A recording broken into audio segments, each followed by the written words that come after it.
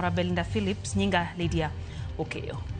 Apisa moro mar thieth ochwale doho Mombasa kamodonjne gi ketho mar bambo jatuo mane dhi nyime kod yudo thieth e kar thieth mar ji giwegi ma Pandia e kaunti ya Mombasa.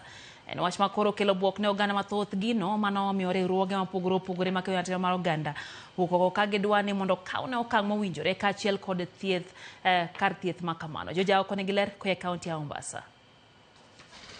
Doho ma Mombasa kai oganda makwar ne joyuoro mar winjo bucha chich man jachiw thieth ma itudo gi wach bambo jatuo mane yudo thieth e kar thieth ma Pandia Hospital Mombasa.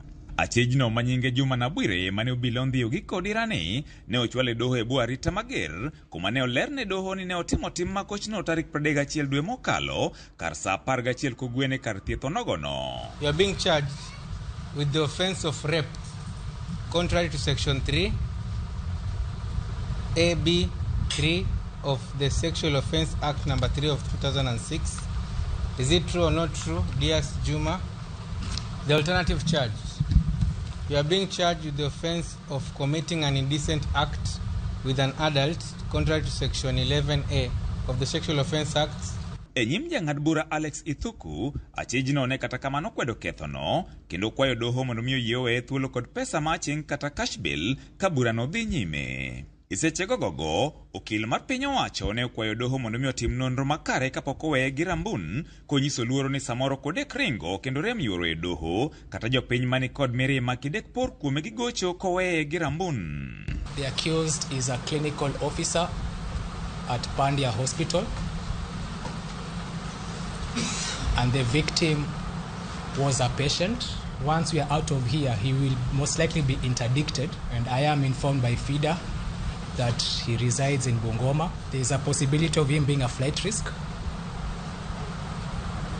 and also a possibility that he may be harmed since there's a lot of anger out there. Kata kamano, jang'ad bura ne ochiwo ne rambun mar shillings Ghana 500 ka bura no biro dhi nyime tarik 17 dwe ni mar ariyo. And considering the law and circumstances of the case, I will admit the accused person to a bond of Kenya shillings 500,000 with one surety of similar amount.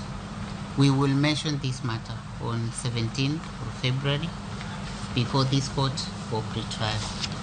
Iseche gogo, okinde manie bwo riwruok mar FIDA ne jowuok oko mar kwedo tim makamano kendo dwaro ni achejno okawne okang' mowinjore kaachiel kod kar thiethno. Ma gikoni en bang' yango ni jatuono ne oriko chwalo lipot ne tend kar thiethno to kata kamano onge okang' mora mane okawne. The doctor took advantage of the early morning dialysis sessions to sexually harass the survivor through consented sexual conversation, groping and finally raping over a period despite the survivor reporting the doctor to the management. We shall be watching brief in the matter until conclusion.